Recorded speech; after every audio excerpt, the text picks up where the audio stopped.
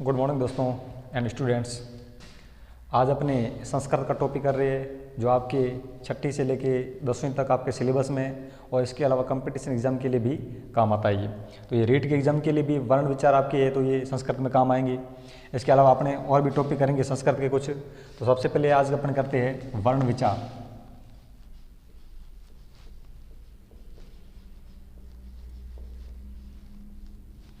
आज अपना टॉपिक है वर्ण विचार। भाषा विचारों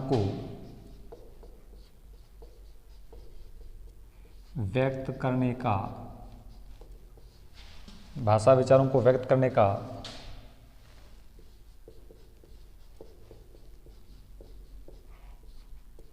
सर्वोत्तम साधन है।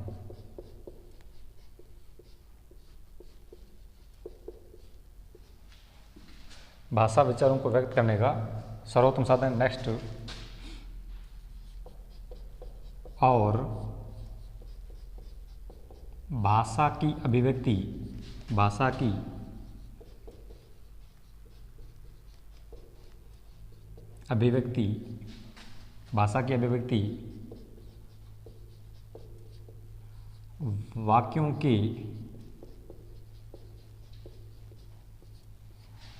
अभिव्यक्ति वाक्यों के माध्यम से होती है।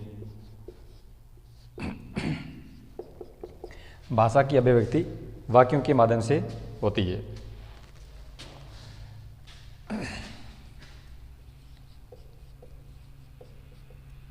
शब्दों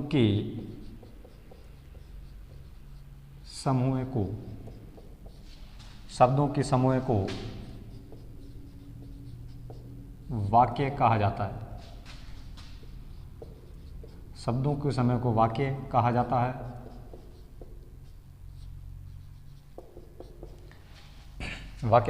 तथा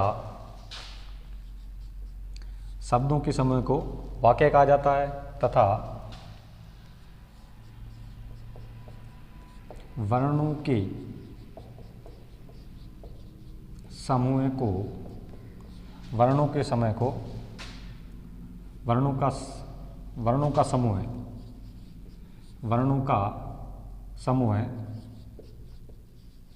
शब्द कहलाता है।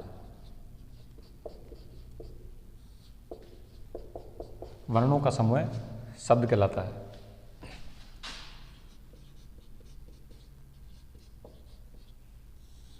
इसलिए भाषा अधिगम का प्रथम सोपान है। भाषा अधिगम का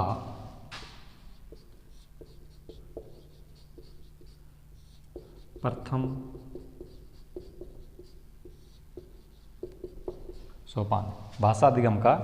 सोपान है। तो यहाँ पे देखना सबसे पहले कि भाषा विचारों को व्यक्त करने का सर्वोत्तम साधन है। भाषा से विचारों को व्यक्त किया जा सकता है और भाषा की अभिव्यक्ति वाक्यों के माध्यम से होती है। शब्दों के समूह को वाक्य कहा जाता है। तथा वर्णों का समूह शब्द कहलाता है। इसीलिए यह अंतः भाषा अधिगम का प्रथम सोपान है। वर्ण विचार के हिसाब से वर्णों को अपने दो भागों में बांटा जाता है। तो लिखो नेक्स्ट, संस्कृत में वर्णों को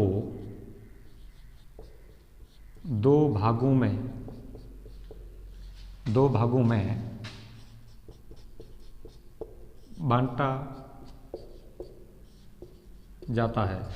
भागों में बांटा जाता है।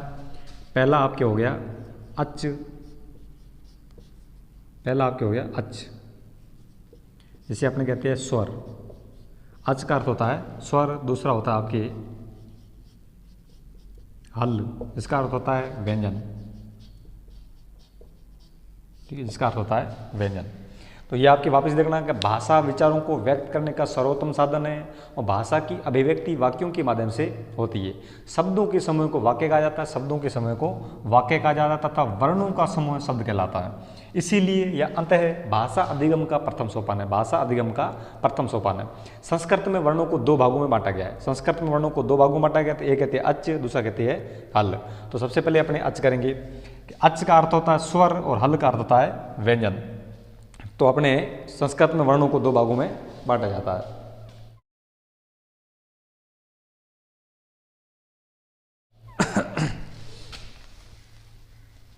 ठीक है, तो सबसे पहले अपन करेंगे अच।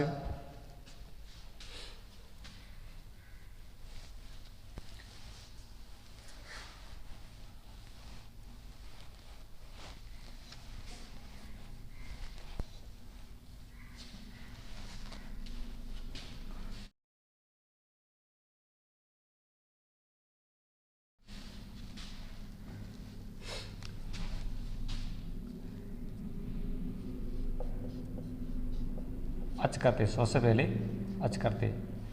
अच का विभाजन करेंगे। अच संस्कृत में कितने होते हैं और इसका विभाजन किस प्रकार होता है, अलग अलग प्रकारों से विभाजित करेंगे। तो सबसे पहले अपने यहाँ लिखो लाइन लिखो, स्वयं राजते स्वरा। स्वयं राजते स्वरा, स्वयं राजते स्वरा, अर्थात जिन वर्णों में किसी दूसरे वर्ण की आवश्यकता नहीं होती है उसे अपने स्वर कहते हैं। ठीक है, एक होता है हल होता है जिसमें दूसरे वर्णों की आवश्यकता होती है, जैसे उसमें व्यंजन में हर व्यंजन में स्वर लगा होता है। लेकिन स्वर होता है, अच होता है संस्कृत में, ये स्वयं ही राज करते हैं, इस पर किसी दूसरे प्रकार के वर्ण की आवश्यकता नहीं होती है। ये किसी दूसरे वर्णों के साथ नहीं जुड़े होती है, ये अपने आप ही पूर्ण होती है। ठीक है, तो स्वयं राजते स्वरा, तो ये लाइन याद रखना, स्वयं राजते ये स्वतंत्र रूप से आते हैं, अर्थात जिन वर्णों के उच्चारण में अन्य किसी वर्णों के सहयोग की अपेक्षा नहीं होती है। परिभाषा लिखो, अर्थात जिन वर्णों के उच्चारण में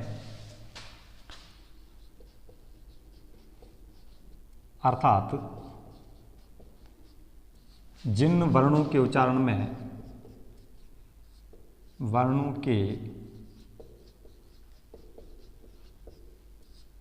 उच्चारण में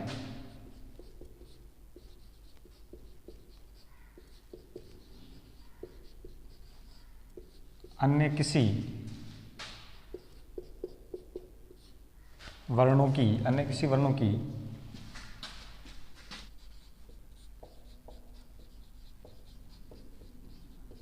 सहयोग की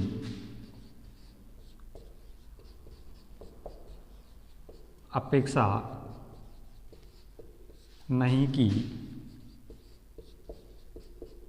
जाती।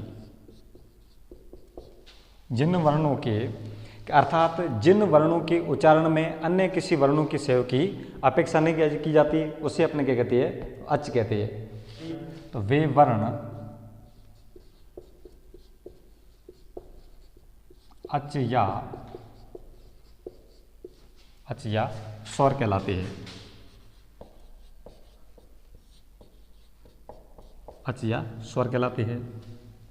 ठीक है, तो यहाँ पर देखना सबसे पहले कि अच अपने वर्ण विचार कर रहे थे। वर्ण विचार को दो भागों में बांटा गया संस्कृत में, अच और हल। अच का अर्थ है स्वर, हल का अर्थ है व्यंजन। तो अच की परिभाषा स्वयं राजते स्वरा, मतलब स्वयं राज करते हैं क्योंकि इसमें किसी भी वर्णों की आवश्यकता नहीं होती, अर्थात जिन वर्णों के उच्चारण में अन्य किसी वर्ण के सहयोग की आवश्यकता नहीं होती क्योंकि ये सभी एक वर्ण पूर्ण होता है, ये अपने आप में एक पूर्ण होता है, इसीलिए स्वयं राजते स्वरा, अर्थात जिन वर्णों के उच्चारण में अन्य किसी वर्णों के सहयोग की अपेक्षा नहीं की जा सकती वे वर्ण अच या स्वर कहलाते हैं। ठीक है, उसी प्रकार अपने संस्कृत में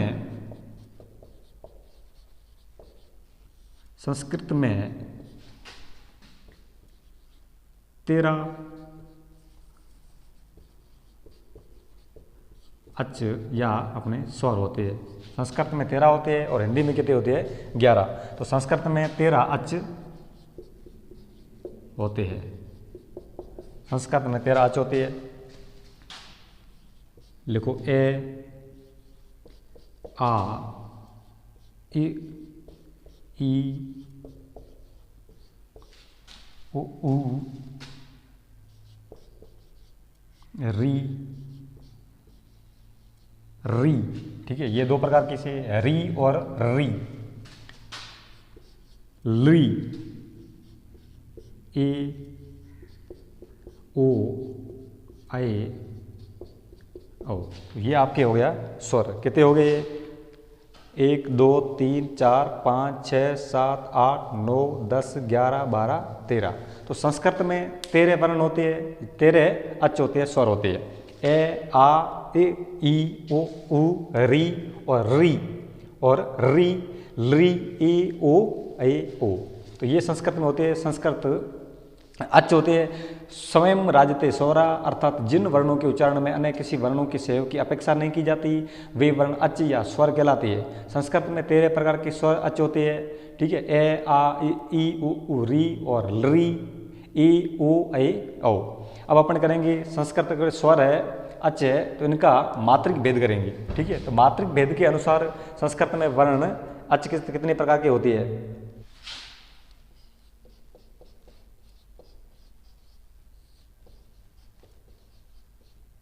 क्या हो गया? मात्रिक भेद। लिखो,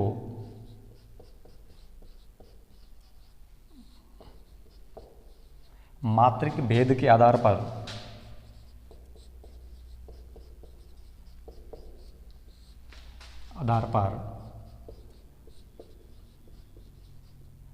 अच को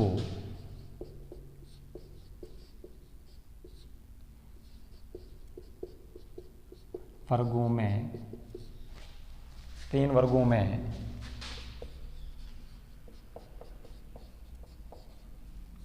विभाजित किया गया है। ठीक है, 3 वर्गों में विभाजित किया गया है।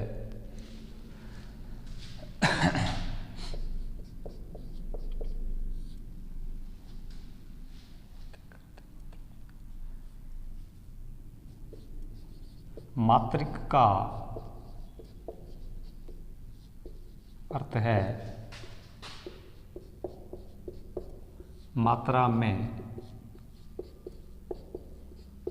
लगने वाला समय।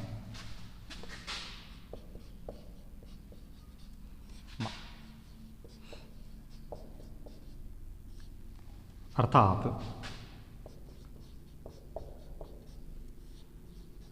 जिस वर्णों के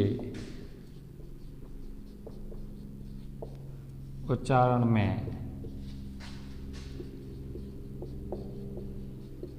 जितना समय लगता है,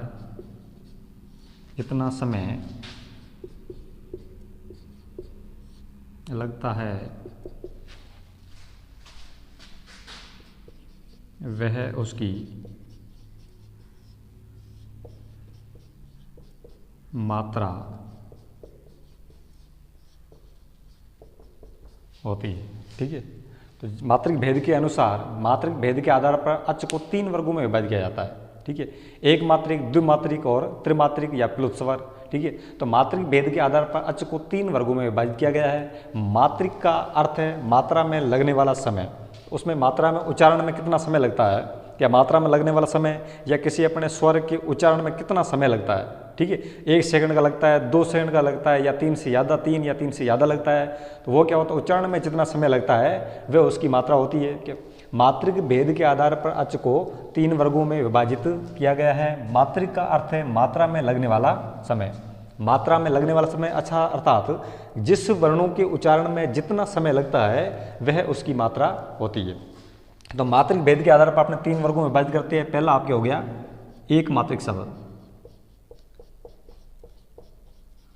एक मात्रिक हो गया, या अपने कहते हैं इसको ह्रस्व, या अपने कहते हैं लघु। ठीक है, ठीक है, लघु स्वर।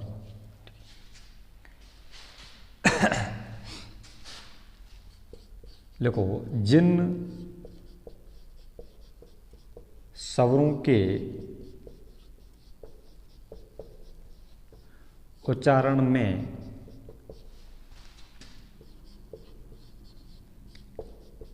एक सेकंड का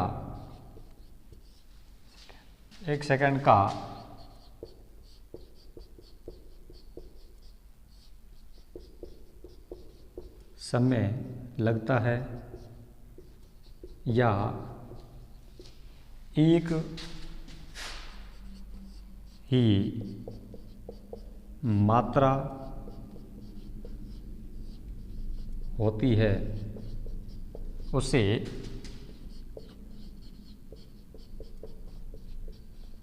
एक मात्रिक स्वर या ह्रस्व या लघु स्वर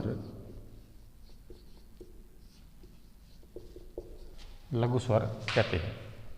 जिन स्वरों के उच्चारण में एक सेकंड का समय लगता है या एक ही मात्रा होती है उसे एक मात्रिक स्वर कहा जाता है, या एक मात्रिक स्वर या ह्रस्व स्वर या अपने लघु स्वर भी कहते हैं। अब एक मात्रा वाले शब्द को हो गई, ये अपने संस्कृत में 13 स्वर होते हैं, उसमें से छोटे शब्द एक मात्रा लगती है। और लघु स्वर कौन कौन से होती है? लघु स्वर आपके होती है ए, ई, ऊ और री और ली। ठीक है, तो ये आपके 5 स्वर हो गए। एक मात्रिक स्वर या लघु स्वर कितने हो गए? ए, ई, ऊ, री और ली। तो ये आपकी एक मात्रिक स्वर हो गए, क्योंकि इसके उच्चारण में कितना समय लगता है? 1 सेकंड का समय लगता है। इसमें एक ही मात्रा है। ठीक है, ए हो गया, आ हो गया, उसमें 2 मात्राएं आएगी। ई छोटी आएगी तो ई बड़ी होगी, उसमें 2 मात्राएं आएगी। ऊ छोटा, ऊ बड़ा, उसमें 2 मात्राएं आएगी। री और ली। तो ये आपकी एक मात्रिक स्वर, ह्रस्व स्वर या लघु स्वर कितनी है? 5 होती है। ए, ई, ऊ, री, ली। तो एक मात्रिक स्वर जिन स्वरों के उच्चारण में 1 सेकंड का समय लगता है या एक ही मात्रा होती है उसे एक मात्रिक स्वर या ह्रस्व स्वर या लघु स्वर कहते हैं। नेक्स्ट लिखो द्विमात्रिक स्वर। यहां पर लिखो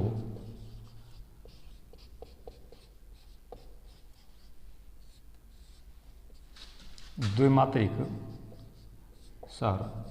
परिभाषा लिखो जिन स्वरों की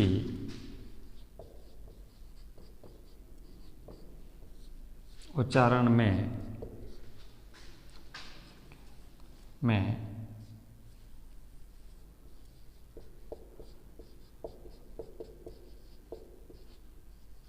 2 सेकंड का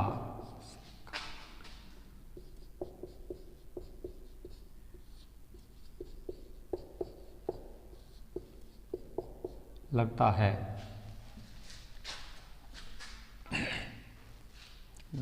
सेकंड शब्द है या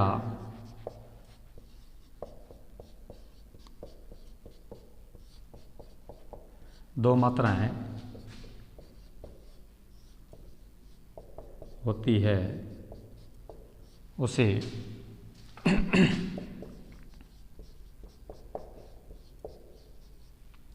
द्विमात्रिक स्वर कहते हैं। उसे द्विमात्रिक स्वर कहते हैं कि जिन स्वरों के उच्चारण में 2 सेकंड का समय लगता है या 2 मात्राएं होती है उसे द्विमात्रिक स्वर कहते हैं। अब यहाँ द्विमात्रिक स्वर कौन से होते हैं? जैसे आपने लिखा लघु स्वर तो आपने लिख लिया, ठीक है। द्विमात्रिक स्वर या इसमें आप कैसे इसमें कर लोगे? दीर्घ स्वर, ठीक है, या इसमें कहते हैं दीर्घ स्वर, द्विमात्रिक दीर्घ स्वर, ठीक है। या 2 मात्राएं होती है उसे द्विमात्रिक स्वर कहते हैं। तो द्विमात्रिक स्वर कौन से होते हैं? दीर्घ स्वर कौन से होती है? जैसे आ, ई, ऊ,